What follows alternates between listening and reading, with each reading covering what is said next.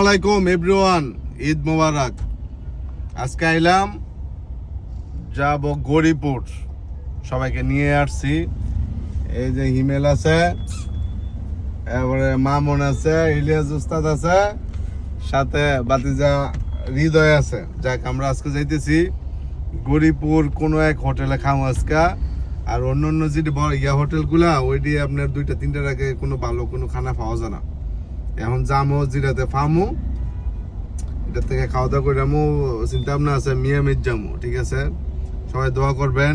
আজকে রোজা ভাব, কিন্তু ঈদের পরের দিন কিন্তু আমার কাছে রোজা লাগতেছে যে 6 মে রোজা রাখা দেবো নাকি চিন্তা ভাবনা করতেছি। কারণ হচ্ছে রোজা রাখা কেমন হচ্ছে না একিস্তা।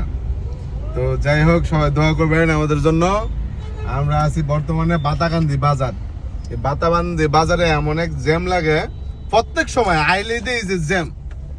এই যে ঢাকার বাস, এরপরে দেখুন ওই একতা বাস, রূপালী বাস, সব এনওয়াইএ ফেস লাগে। আর হচ্ছে গরিপুর বাজার, গরিপুর অভিশপ্ত বাজার, এটার মধ্যে সারাক্ষণ জ্যাম থাকে, দিন নাই রাত নাই কোনো। আমি একদিন খালি পাইনি, কালকে যে ঈদ গেছে কালকেও জ্যাম আসছিল। এটা যে কোন দিনও খালি তাই আমি জানি না, রাইতে 12টার আগে কিন্তু খালি নেই। তো এটা আসলে কোনো কর্তৃপক্ষ থাকলে এটা একটু দেখাশোনা করেন, যাতে মানুষের ভোগান্তি যাতে শেষ হয়। খালি এই যে আপনার স্ট্যান্ড দিয়া, হ্যাঁ, নেতা গো আসলে এক নেতা যায় আর এক নেতা আইয়ে, কিন্তু এটির কোনো পরিবর্তন নাই। বাতাকান্দি বাজার, গরিপুর বাজার, এই হোমনা চৌরাস্তা, আসলে এটির কোনো পরিবর্তন হয় না।